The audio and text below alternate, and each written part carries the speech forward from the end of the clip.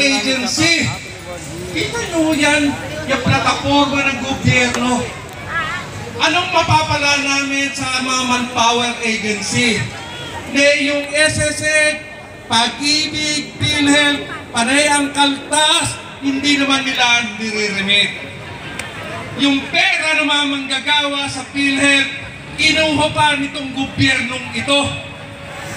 Napakabulok ng serbisyo ayaw mag-cover sa usaping pangkalusugan ng mamayang Pilipino.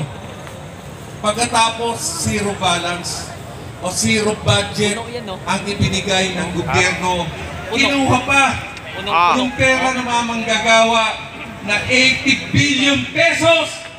Saan binigay? Pinamudmod sa AKAP, sa TUPAD, sa AIC. Yan po ay pera ng mamamayan, pera ng mga manggagawa. Kaya sabi namin, martial law ang nararamdaman namin sa loob ng kumpanya. Bawal na magpunyon ang mga manggagawa. Bakit? Paano kami makakapag-unyon kung hindi naman kami regular doon sa amin pinapasukan? Lalo ang JNT, Siapi, Plus, tingnan nyo yan. Walang mga regular na mga manggagawa. Sila po ang naghahatid ng inyong mga parcel.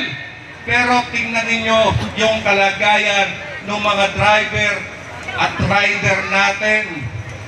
Puro aksidente. Ang sasabihin itong mga negosyante, napakatanga mo kasi. Yan po ang nararanasan namin. Matindi pa sa martial law.